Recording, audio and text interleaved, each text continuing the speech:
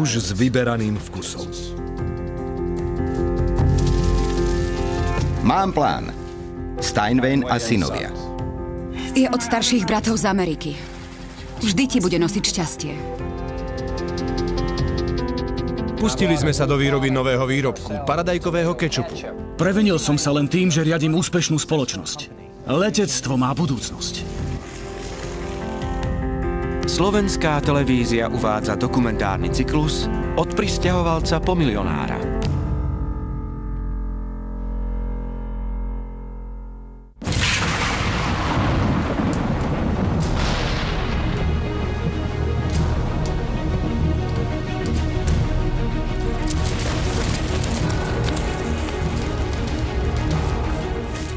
Uhliarského majstra Zachariáša Steinwega a jeho 4 synov prekvapila 5. júna 1812 v lese pri Zézene v pohorí Harzburka.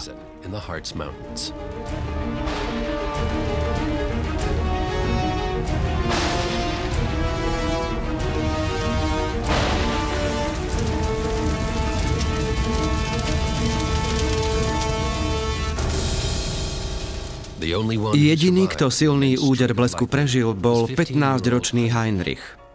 Jeho otec a 3 bratia zomreli.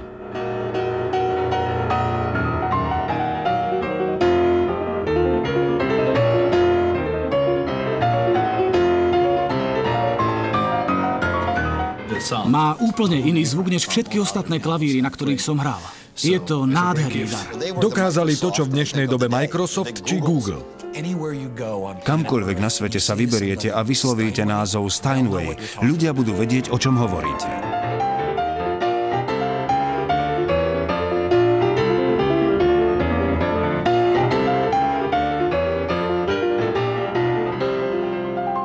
Henry Steinway, zrod legendy.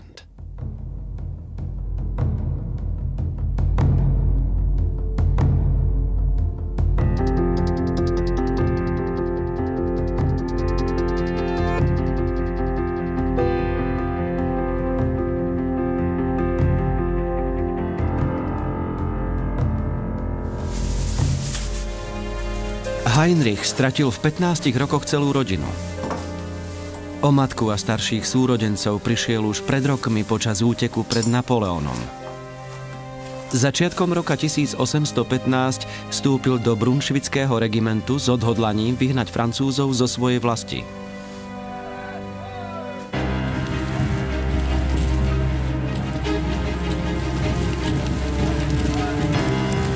Príležitosť sa mu naskytla už po pár mesiacoch.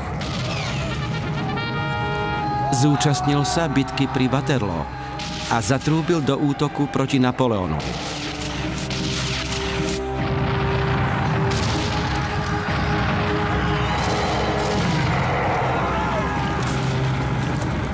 Francúzske oddiely utrpeli porážku a víťazi poslali Napoleóna na doživotie do vyhnanstva.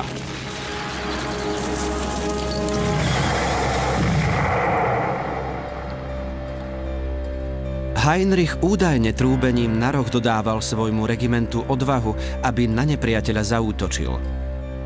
Za svoju statočnosť ho vyznamenali medailou za trúbenie do útoku z očí voči nepriateľovi.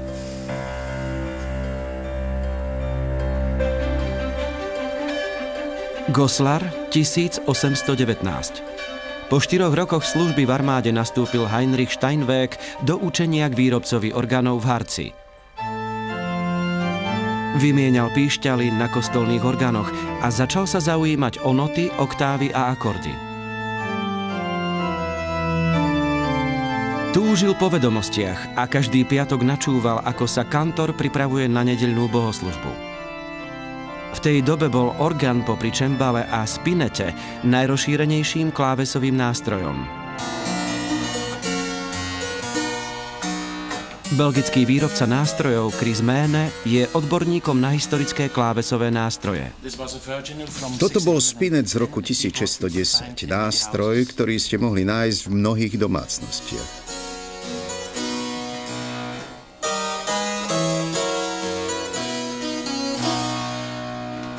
Toto je cembalo z 50. rokov 18. storočia. Šlo skôr o koncertný nástroj.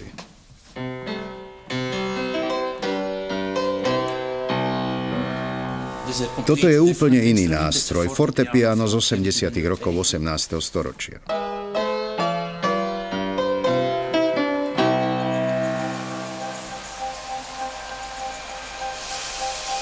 Nemecko, rok 1835. Každý remeselník musel byť v tom čase členom cechu. Keďže Heinrich Steinweg nemal výučný list ako výrobca nástrojov, oficiálne nemohol klavíry vyrábať. Učňovské roky u výrobcu orgánov ho však ovplyvnili a nestratil záujem o výrobu hudobných nástrojov ani potom, ako sa usadil v Zézene a otvoril si nábytkársku dielňu. Reštauroval mnoho hudobných nástrojov. Rozoberal ich, porovnával. A na základe toho si vytvoril koncept vlastného piana. Zo všetkých nástrojov si vzal to najlepšie.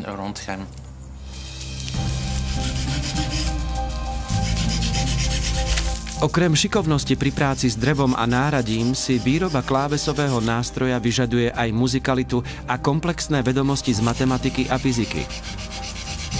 Steinweg používal dyhy zo smrekového dreva, ale aj z mahagónu z Kuby.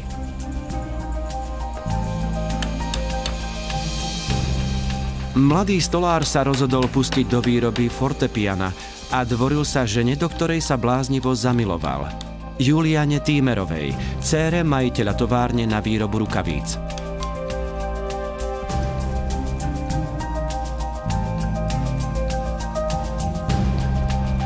Pri príležitosti svadby chcel Steinweg na svoju vyvolenú zapôsobiť výnimočným darom.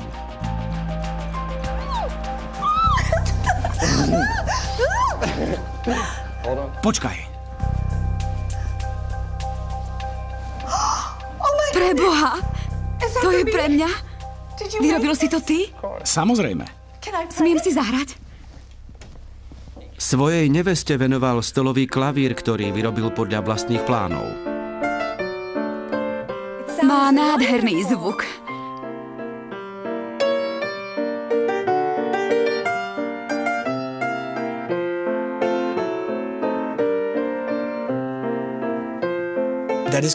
Čiastočne to zapadá do jeho obrazu obchodníka.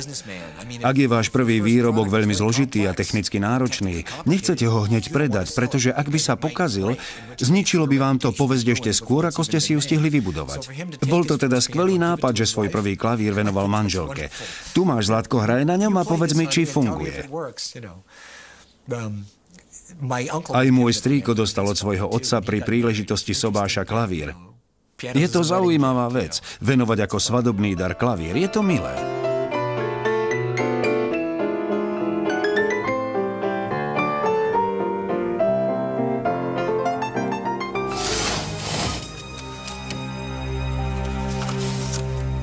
Historička Cornelia Pohlmannová sa vo svojej doktorandskej práci zaoberala vysťahovalectvom do Ameriky z Brunšvického vojvodstva v 19. storočí a zvlášť životným príbehom Heinricha Steinwega. Svadba s Julianou Týmerovou priniesla Heinrichovi Engelhardovi Steinwegovi jednak spoločenskú prestíž a vzostup, ale aj isté finančné výhody. Keďže jeho finančná situácia sa zlepšila, mohol si kúpiť práva mešťana v Zézene. To bol predpoklad, aby si tam mohol otvoriť dielňu na výrobu klavírov.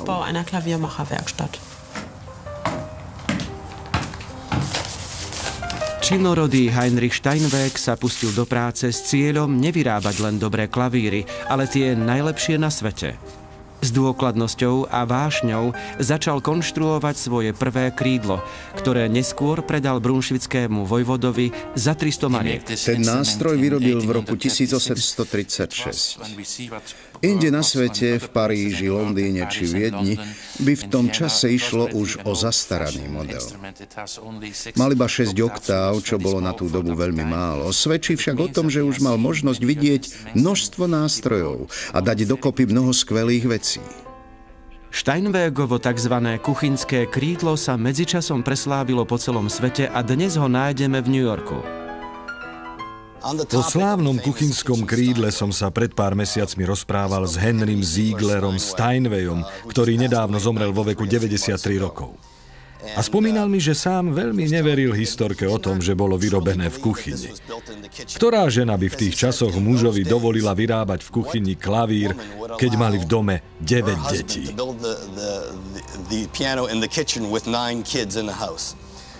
Sme presvedčení, že krídlo vyrobil v dielni. Prežilo celé 10 ročia a slúžilo ako spomienka na začiatky. Veľmi sa líši od súčasných nástrojov, ktoré tu vidíte. Šlo skôr o čembal.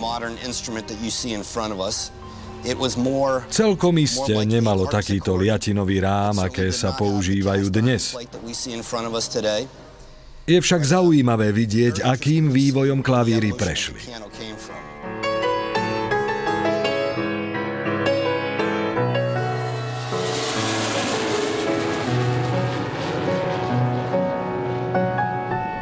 Chris Mene sa vydal na cestu do New Yorku.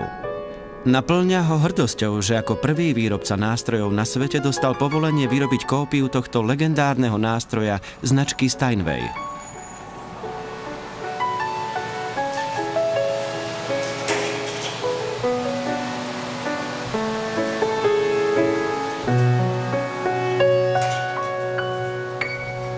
Posledným dedičom, ktorý ešte firmu riadil osobne, bol Henry Ziegler Steinway. Zvuk Steinwaya. Tomu sa nič nevyrovná. Ten zvuk je nezameniteľný. Tak, pán Mene, toto je slávne, najstaršie známe krídlo značky Steinway, ktoré v Zézene vyrobil Heinrich Engelhard Steinweg. Tuto je jeho firemný znak. Tak to vyzerá. Takmer nemám odvahu dotknúť sa ho. Je úžasné, na čo ste sa podujali. Možno sa nám podarí zistiť, aký malo zvuk. Rekonštrukciou úplne prvého krídla značky Steinway si Chris Mene plní sen, ktorý má už dlho. Problém tohto klavíru je v tom, že mal úplne uzavretý kryt ako u veľmi starých nástrojov. Samozrejme, v rezonančnej doske boli isté škáry, cez ktoré sme videli, čo sa vo vnútri nástroja deje. No ak sme chceli vyrobiť presnú kópiu, museli sme poznať každý detail. Isté, že už predtým som mal predstavu o tom, ako boli vyrobené porovnateľné nástroje z danej doby a napísal som o tom odbornú prácu. Ale ako presne vyzerá vnútro kuchynského krídla, sme mohli zistiť len pomocou rentgenu. Myslím, že máme všetko, aby sme videli priamo dušu nástroja.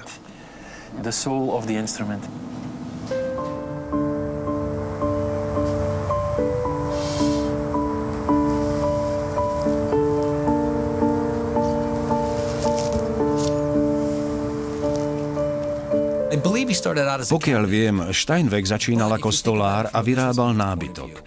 Myslím, že sa na to díval z ekonomického hľadiska. Posúdil objem práce a času, potrebného na výrobu produktu určitých rozmerov. Ak to bol bielizník, mohol ho predať za istú sumu. Výroba rovnako veľkého klavíra síce trvala dlhšie, ale dal sa predať za 5 až 10 násobne vyššiu sumu. Čím bol teda produkt hodnotnejší, tým vyšší bol aj zisk. Som presvedčený, že jeho motiváciou nebola hudba ani kreativita. Môj osobný názor je, že bol čistý obchodník a chcel predávať hodnotnejší tovar, na ktorom mohol viac zarobiť, dal sa ľahšie transportovať a jednoduchšie sa doma vyrábal. Mohol vyrábať klavíry po sebe jeden za druhým. A to bol dôvod, prečo sa do toho pustil. So svojím prvým krídlom slávil Steinweg obrovský úspech. Začalo sa obdobie prudkého vzostupu. Dopyt bol taký vysoký, že čoskoro už klavíry nestíhal vyrábať sám. Po náročných prípravách sa môže začať ozajstné dobrodružstvo. Výroba legendárneho kuchynského krídla.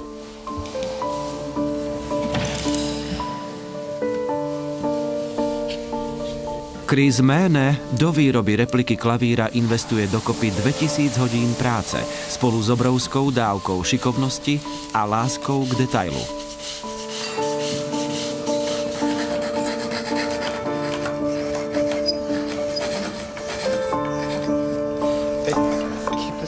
Aby Heinrich Steinweg dokázal uspokojiť rastúci dopyt, rozhodol sa zaučiť svojich synov. Museli v dielni pomáhať už ako 5-roční. Hudobne nadaná dcéra Doreta sa mohla iba prizerať. Remeslo bolo v tom čase výlučne doménou mužov.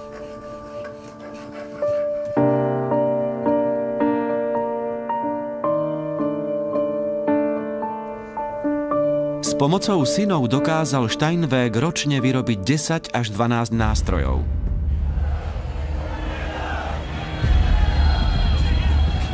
V roku 1848 došlo takmer v celej Európe k nepokojom. Marcové hnutie, ktoré sa postavilo proti vládnucim silám usilujúcim o reštauráciu pomerov, bolo krvavo potlačené. Po neúspešnej revolúcii musel druhý najstarší Steinwegov syn Karl z politických dôvodov opustiť Nemecko. Karl Steinweg cestoval cez Švajčiarsko, Paríž a Londýn, až sa napokon začiatkom marca 1849 dostal do New Yorku.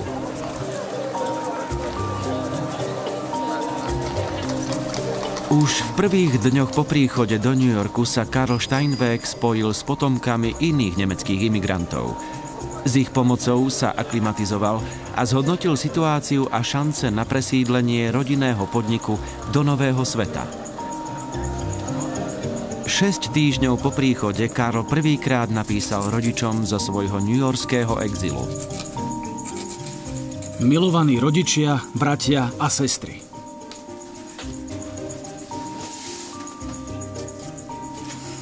New York sa zdá byť Eldorádom pre klávesové nástroje.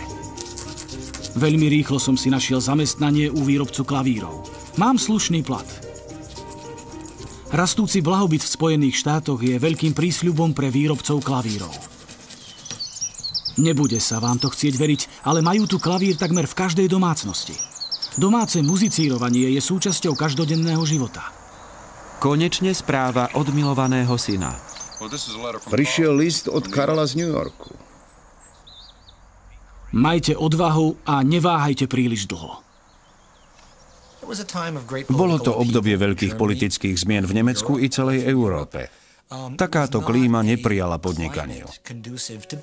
A Steinwegovci boli v prvom rade obchodníci. Heinrich žil v malom mestečku Zezen v pohorí Harz. Vyrábal svoje klavíry po jednom doma, no ak ich chcel predať, musel ich transportovať. Keď pritom prekračoval hranice, musel platiť clo a ďalšie poplatky, takže prichádzalo peniaze. Navyše bol ambiciózny. Tisícky Nemcov frustrovali štátne zásahy a colné bariéry, ktoré neprijali obchodu, a tak sa rozhodli odísť do Ameriky. Myslím, že za Heinrichovým odchodom z Nemecka stálo racionálne rozhodnutie otvoriť si dielňu v New Yorku. 28. mája 1850 nastúpili Steinwegovci na palubu prvého nemeckého zaoceánskeho parníka Helena Sloman. Steinwegovci sa zúčastnili jeho prvej plavby a už o 30 dní boli v New Yorku. Najstarší syn Theodor ostal v Nemecku, aby sa staral o spoločnosť tam.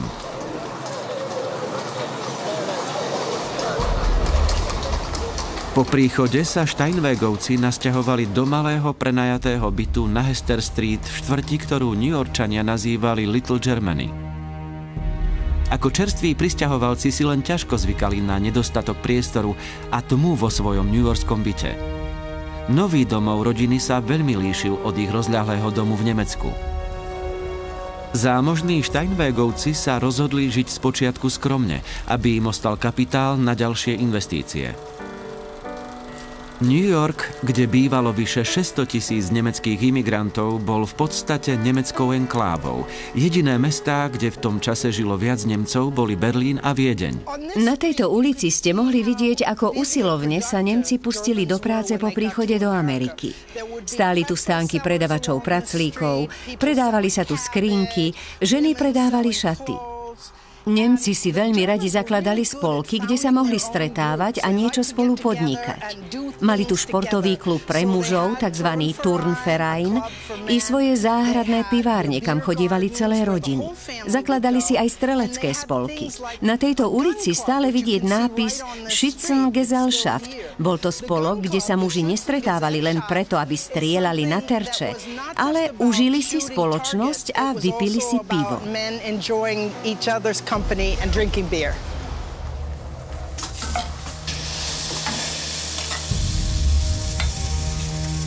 Tri roky po príchode sa ekonomická situácia v New Yorku dramaticky zhoršila. Bolo to obdobie veľkých štrajkov. Rodina naliehavo odhovárala najstaršieho syna Theodora od cesty do Ameriky. Bratia boli bez práce a Heinrich, ktorý sa zamestnal ako výrobca klavírov, dostával len veľmi skromnú dennú mzdu. Pracovať sa tu musí viac než u nás doma.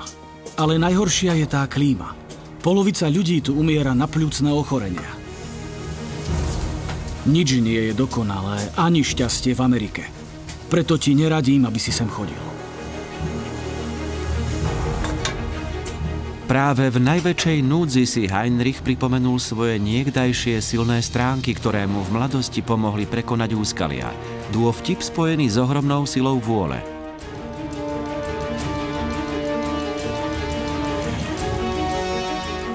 Heinrich Steinweg mal teraz 55 rokov. Už priveľa bojoval, priveľa dosiahol. Vzdať sa neprichádzalo do úvahy. Neboj sa, Juliáne, mám plán.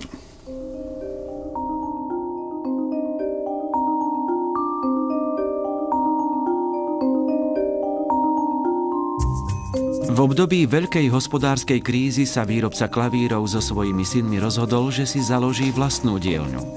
Nie je toho veľa, čo by mohol stratiť, ale získať môže všetko. Blízki obchodní partneri Steinwegovcom radia, aby si meno amerikanizovali. A tak sa zo Steinwega stáva Steinway. Za prvé sídlo firmy si vyberajú skromnú povalu na Warwick Street. Tak, čo na to povieš? No, otec, nie je to tu veľké, ale na začiatok postačí. V marci roku 1853 dôjde na základe ústnej dohody k založeniu rodinnej firmy s kapitálovým vkladom $6,000. Tu je to. Steinway a synovia. Úlohou žien v rodine bolo od začiatku podporovať mužov, pomáhať im. Mali variť, upratovať, ale firma bola čisto mužská záležitosť. Doretta, jedna zo Steinwayových dcér, dávala hodiny klavíra, ale myslím, že pre firmu nikdy nepracovala. Nedostávala od spoločnosti Steinway a synovia plat. Nanajvýš v nej vlastnila nejaký podiel. Moja mama, rodená Steinwayová, mala 4 starších bratov. Sledovala, ako jeden po druhom začali pracovať pre rodinnú firmu. Keď dosiahla primeraný vek, celkom samozrejme sa spýtala otca, kedy začnem vo firme pracovať aj ja. Traduje sa, že ju doviedol ku klavíru a povedal: poď sem, otvor ten klavír a prečítaj mi, čo je tam napísané. Steinway a synovia. Tak ma prosím nestrápne. Vo firme Steinway a synovia žiadne ženy nepracujú. Ešte aj môj sekretár je muž. Zavri ten klavír a zabudni na to.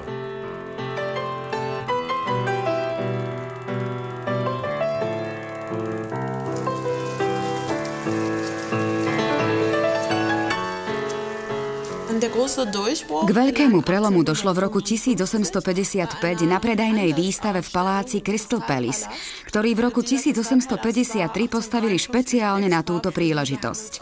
Na tejto výstave získali klavíry značky Steinway ocenenie a okamžite sa zvýšila ich produkcia.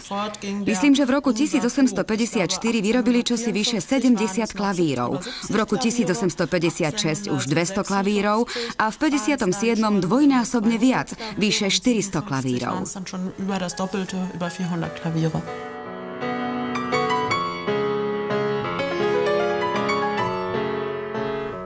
Keď si otvorili veľkú továreň na Park Avenue, ktorú vybudovali od základov za necelých 10 rokov, medzi rokmi 1853 a 60, zvýšili produkciu tak, že vyrábali najviac klavírov v porovnaní so všetkými ostatnými firmami. Dokázali to, čo v dnešnej dobe Microsoft či taký gigant ako Google. Myslím, že zásluhu na tom nemala len ich zručnosť a špičkový dizajn. Zároveň boli aj skvelými obchodníkmi, zdatnými v marketingu a podarilo sa im tie prednosti spojiť.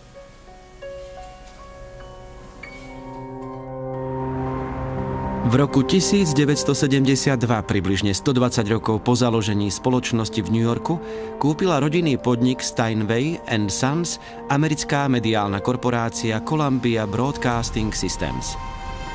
V roku 1985 CBS predala spoločnosť 3 americkým investorom. Dnes patrí americkému holdingu Steinway Musical Properties. Thomas Kurer je prvým Nemcom, ktorý sa v roku 2007 opäť dostal na čelo spoločnosti. Pre firmu Steinway a synovia pracoval 20 rokov a je odhodlaný pokračovať v tradícii niekdajšieho rodinného podniku. Všetci moji predchodcovia, ktorých zas nebolo až toľko, boli Američania. Jediným Nemcom bol samotný Heinrich Engelhard Steinweg. Riadili sme sa tým istým heslom, či, ako sme vravievali, zadaním. Vyrábať čo možno najlepšie klavíry. Tak si to želal náš zakladateľ. Doma aj vo svete máme povesť remeselnej firmy strednej veľkosti. Identifikácia zamestnancov s vyrábaným produktom je mimoriadne vysoká. Firma mala vždy v sebe kúsok tajomna a každý sa tu cíti, ako by bol prapravnukom samotného Heinricha Engelharta Steinwega. Každé krídlo sa vyrába ručne a skladá sa z 12 000 častí. Aj keď sa vychádza z tých istých plánov a používa sa rovnaký materiál, nikdy žiadne dva nástroje nezneli rovnako. Pokiaľ ide o zvuk, všetky klavíry značky Steinway sa vyznačujú individuálnou osobitosťou. Som jednoznačne presvedčený, že tieto nástroje sú čímsi výnimočné. Faktom je, že vyrábame relatívne malé objemy. Jednu továreň máme tu v New Yorku, ďalšiu v Hamburgu a ročne vyrobíme len pár tisíc nástrojov. Ide o remeselnú prácu robenú ručne, s minimálnou automatizáciou.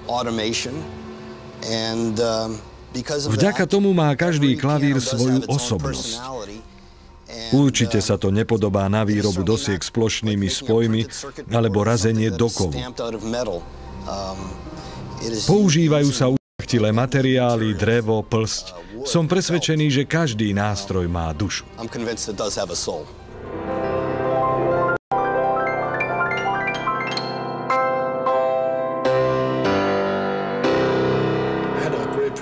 Mal som tú veľkú česť navštíviť obe továrne Steinway tu v New Yorku i v Hamburgu. Zamestnanci tam pracujú s ohromným zmyslom pre detail.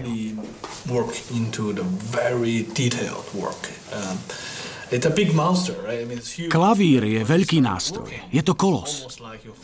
A predsa, pokiaľ ide o jeho výrobu, pripomína skôr švajčiarske hodinky. Všetko musí byť precízne do detailov prepracované, ako pri mandolíne či iných menších nástrojoch. Keď do továrne vstúpite, neprišli by ste na to, že sa v nej vyrába čosi také veľké ako klavíry. A práve táto precízna práca sa odzrkadľuje v ich zvuku. Walter Bode je dušou firmy Steinway & Sons.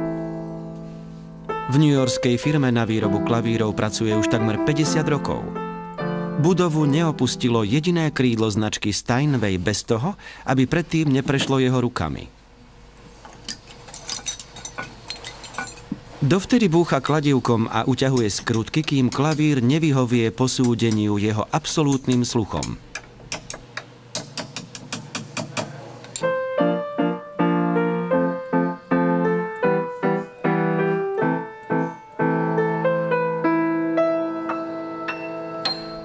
Mojou úlohou je dosiahnuť, aby znel čo najlepšie. Keď sa klavír dostane ku mne, je už pripravený na cestu do niečej domácnosti.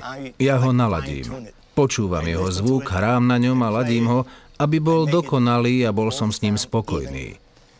Ak s ním budem spokojný, ja som si istý, že budete aj vy. Pre firmu Steinway pracujem s radosťou. Steinway je môj život. Pracujem tu 47 rokov, takže som momentálne najstarším zamestnancom. Volajú ma strýko Wally, pretože som tu už tak dlho. Keď sa klavír dostáva sem, vyzerá ako klavír, ale až keď túto miestnosť opúšťa, tak ako klavír aj znie. Dávam do klavírov svoje srdce.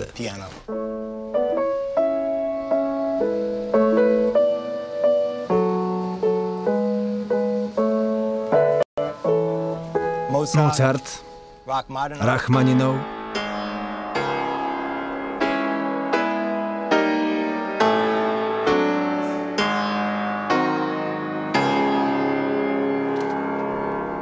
Každý klavír prechádza sériou ladení, nastavovaní a úprav. Ide v skutku o zdokonaľovanie všetkých nuáns. Na každom nástroji neustále pracujeme, až kým sa nedostane na koniec tohto procesu. Snažíme sa z neho dostať čo najlepší zvuk, upraviť kladivká. Dávame do toho všetky svoje schopnosti.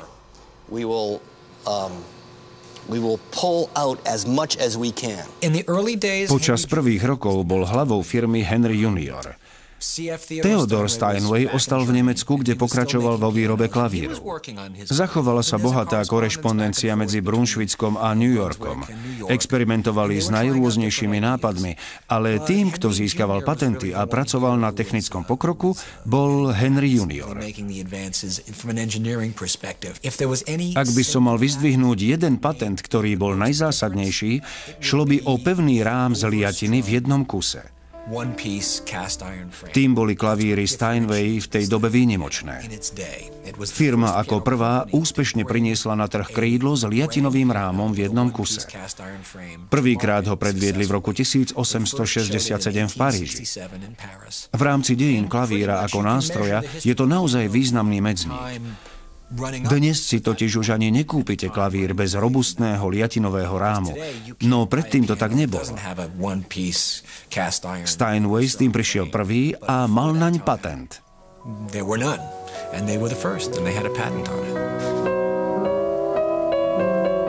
Patenty Steinwayovcov sa počítajú na stovky. Mnohé, ako napríklad liatinový rám, spôsobili revolúciu v celom odvetví. Henry Steinway mal pocit, že sa so synmi vydal správnou cestou a úspech mu dal za pravdu. Jeho heslo stále znelo: vyrábať najlepšie klavíry na svete.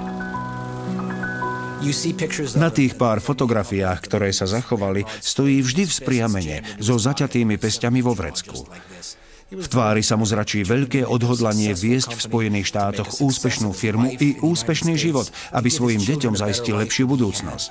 Myslím, že išlo o typický americký príbeh.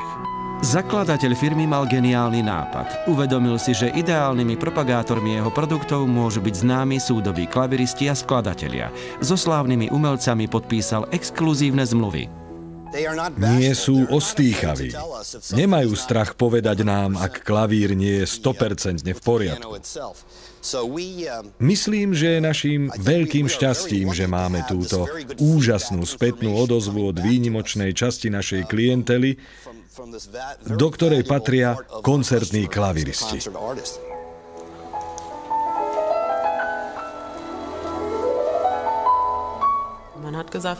Ľudia si povedali, že ak na klavíroch Steinway hrajú takíto majstri, musia byť veľmi kvalitné.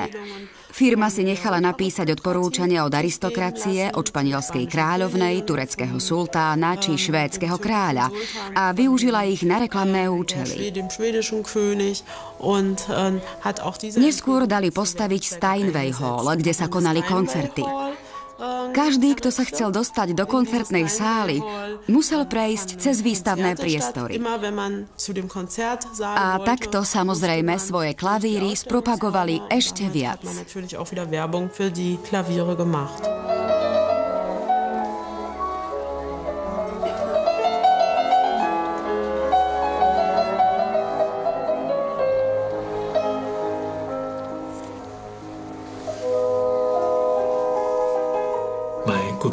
Klavír značky Steinway je mojím dobrým priateľom.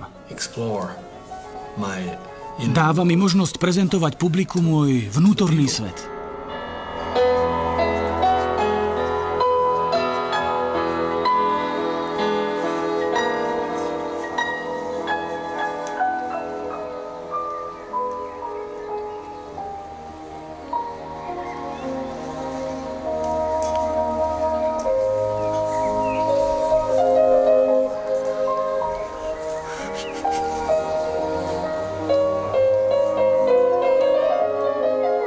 Pri príležitosti otvorenia Steinway Hall usporiadali Steinwayovci recepciu. Hosťami boli predovšetkým velikáni newyorskej hudobnej scény a zástupcovia tlače. Som z New York Times. Vy ste William Steinway? Áno, isté. Pane, tieto priestory sú veľmi pôsobivé. New York Times neskôr napísali: Steinwayovci sa teraz môžu píšiť tým, že patria k absolútnej špičke medzi výrobcami klavírov na svete. Henry Steinway sa dostal do newyorskej najvyššej spoločnosti a spolu so synmi sa mu podarilo získať značný majetok.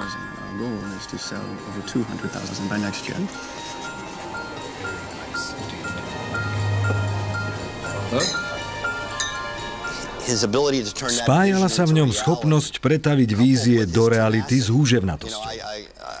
Môžem len usudzovať, že to bol typ človeka, ktorý nikdy neprijal nie ako odpoveď.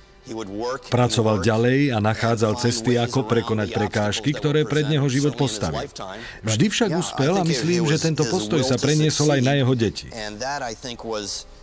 William Steinway pokračoval v práci s rovnakým zápalom a pozdvihol firmu ešte vyššie. Vo veku 67 rokov si Henry Steinway splnil všetky sny. Mal uznanie, bohatstvo i slávu. Zdalo sa, že ho nik nemôže o toto šťastie pripraviť. No len o pár mesiacov neskôr mu osud zasadil krutý úder. V marci 1865 zomrel na suchoty Henry junior vo veku iba 35 rokov. A nebolo to jediné nešťastie, ktoré zatienilo Steinwayov život v nasledujúcich týždňoch.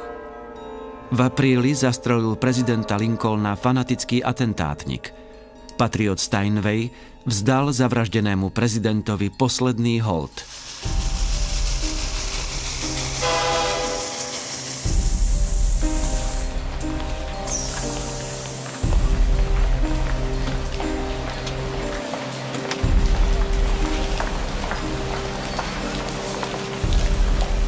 Nasledujúce dni boli pochmúrne a ťažké. Netušil však, aká ďalšia hrozná správa ho očakáva doma. Steinway sa dozvedel, že mu zomrel aj druhý syn, Karl. Počas návštevy brata v Nemecku sa nakazil týfusom. Jeho telo previezli do New Yorku a pochovali ho vedľa brata v rodinnom mauzoleu. Náhla smrť dvoch synov v rozmedzi niekoľkých týždňov zlomila otcovi srdce.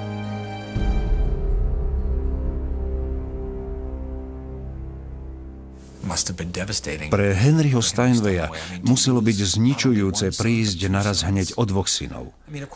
Samozrejme, bola to doba, keď ľudia častejšie umírali v mladom veku. Nežili tak dlho. Pre neho to však muselo byť o to ťažšie, že bol imigrant. Priviedol so sebou do New Yorku celú rodinu, okrem jedného syna. Keď zrazu prišla o dvoch členov, želali si, aby za nimi prišiel aj Theodor a rodinu posilnil.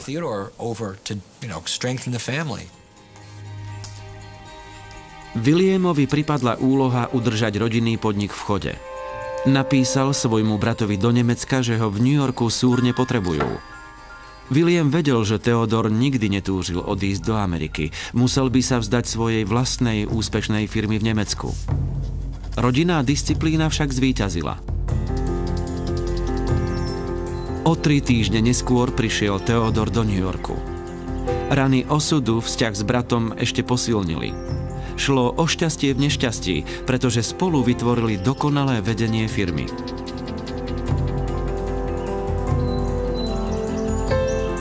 Theodor prišiel s prelomovým vynálezom v rámci mechaniky krídla a svetaznalý William ho šikovne spropagoval. Čakal ich ešte prudší vzostup.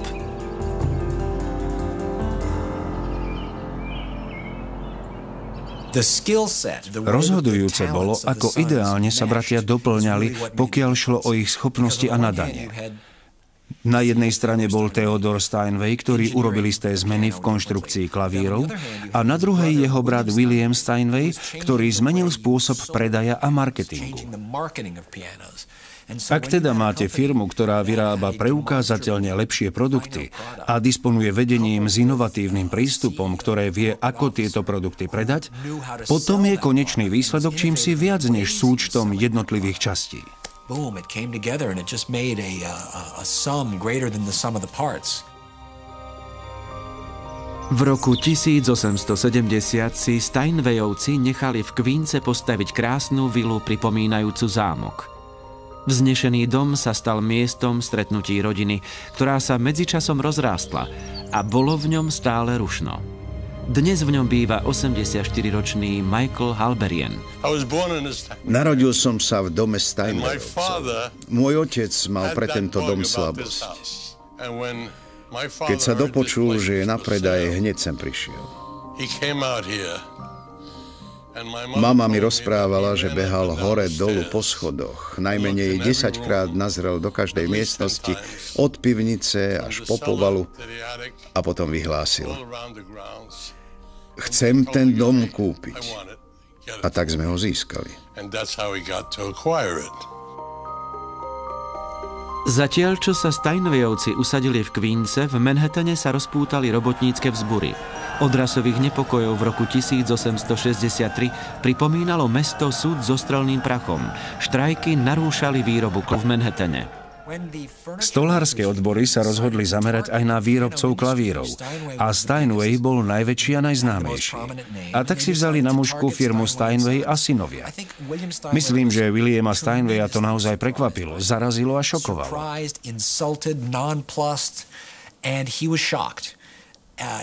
K svojim robotníkom sa správal ako k svojim deťom. Pokladal sa za ich patróna v tom najlepšom zmysle slova.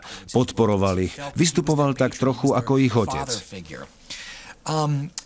V tom čase už vlastnil vidiecký dom tuto v Bowery Bay v Queense.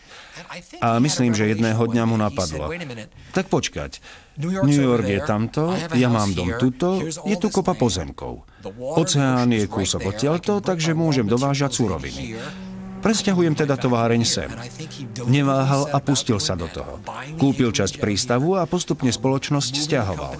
Dal vykopať tunel popod East River. Steinwayov tunel bol prvý, ktorý tu postavili. Išiel som ním dnes ráno, keď som šiel metrom na Manhattan. Linka číslo 7 jazdí tunelom Williama Steinwaya. S cieľom dostať robotníkov z centra sociálnych nepokojov na Manhattane dal Steinway nie celkom nezištne postaviť Steinway Village, robotnícke mestečko naplánované na rysovacej doske. Dal postaviť telocvične, knižnice, kostoly a domy pre svojich robotníkov. Mnohé stále stoja.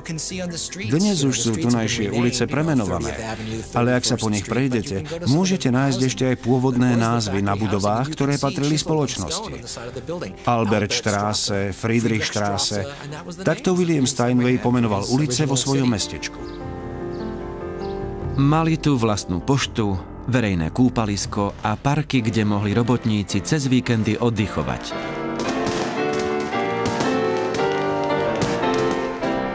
Steinwayovci financovali mestské školy, dokonca prispievali na výučbu hudby a nemčiny. V továrni na výrobu klavírov bola nemčina stále hlavným jazykom.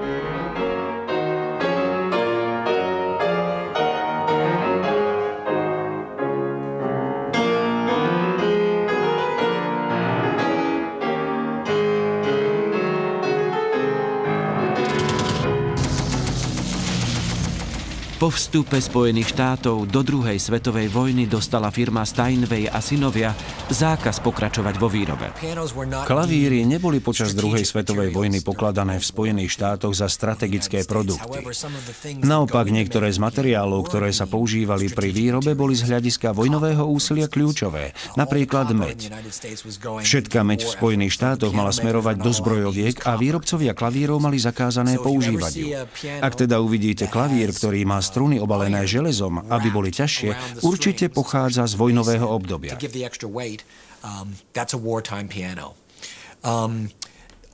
To isté platilo o dreve.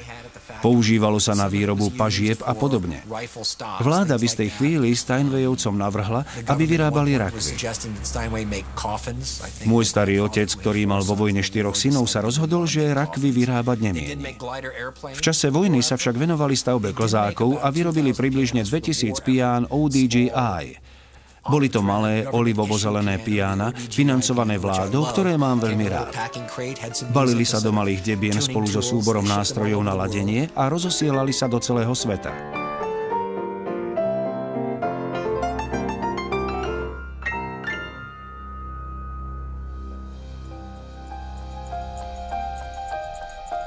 Bratia William a Theodor Steinwayovci v roku 1880 otvorili v Hamburgu druhú továreň, aby ovládli aj európske trhy.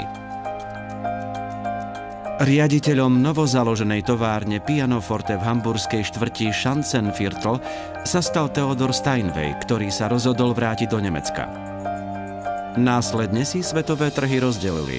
New York dodával klavíry do Severnej a Južnej Ameriky a Hamburg do zvyšku sveta. Tvoríme jednu spoločnosť, ale vyrábame v 2 továrniach. Jedna je tu v New Yorku a druhá v nemeckom Hamburgu.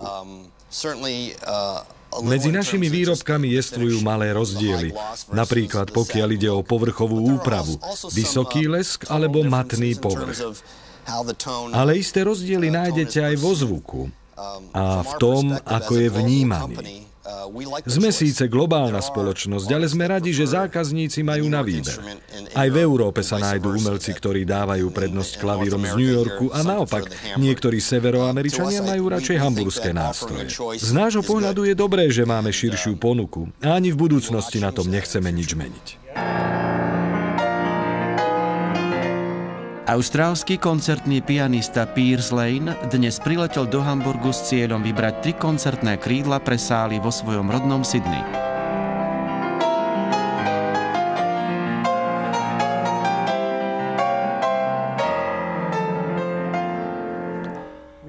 To by šlo.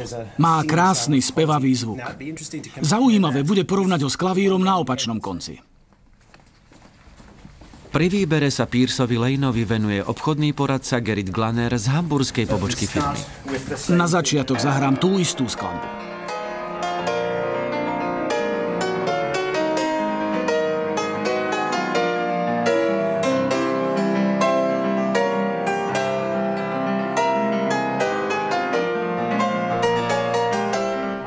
Mám pocit, že pokiaľ ide o kvalitu zvuku, nemá také finesy. Skúsme, ako bude znieť Mozart.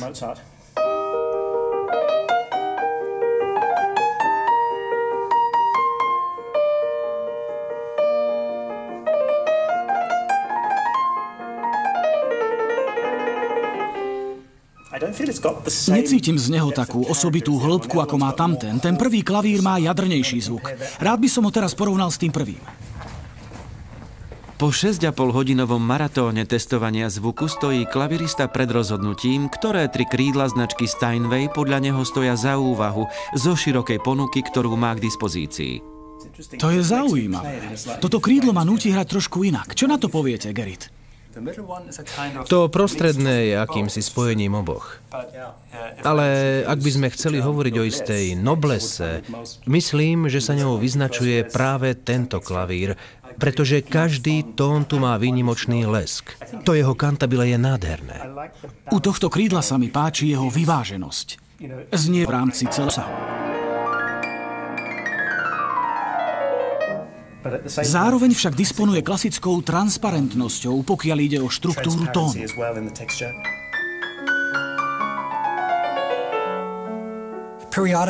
V dejinách klavíra ako nástroja opakovane nastávali obdobia, keď mu predpovedali zánik. Stalo sa to v 20. rokoch 20. storočia s nástupom hracích automatov a rozhlasu. Ľudia vraveli, že klaviristov už nik nebude počúvať. Po druhej svetovej vojne a nástupe hi-fi a televízie sa zopakovalo to isté. V 50. rokoch prišli elektrické klavíry a orgány a ľudia vraveli, že klasické klavíry už nik nebude chcieť. Nestalo sa to vtedy a nedeje sa to ani dnes. Ľudia stále premýšľajú, ako klavír zdokonaliť. Venujú sa mu ako nástroju, snažia sa vylepšiť isté nuancy. Nejestvuje totiž nič, čo by mohlo nahradiť zvuk krídla, keď na ňom hrá dobrý klavirista.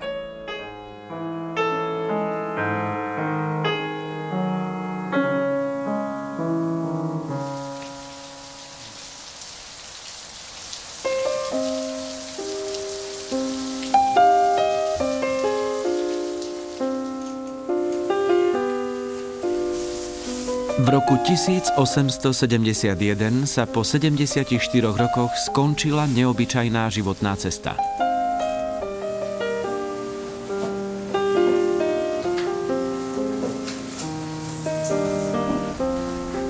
Cesta, ktorá zaviedla osirelého chlapca zo srdca pohoria Harz až na Olymp hudobnej scény.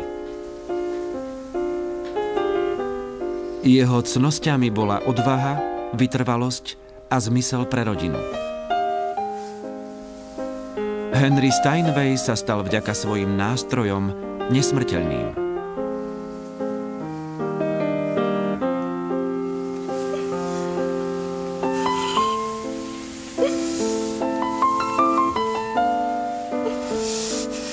Jeho smrť znamenala zrod legendy.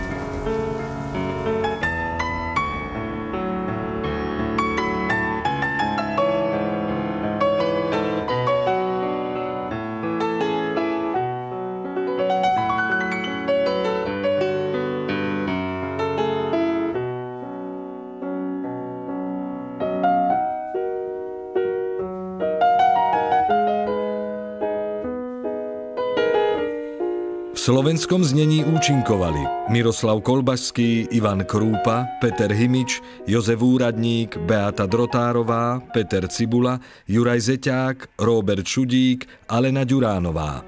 Slovenské znenie pripravili Róbert Meder, Zdenka Večerná, Daniela Ondeková, Andrej Válek, Peter Gajdoš a Dušan Davidov. Vyrobila Slovenská televízia pre rozhlas a televíziu Slovenska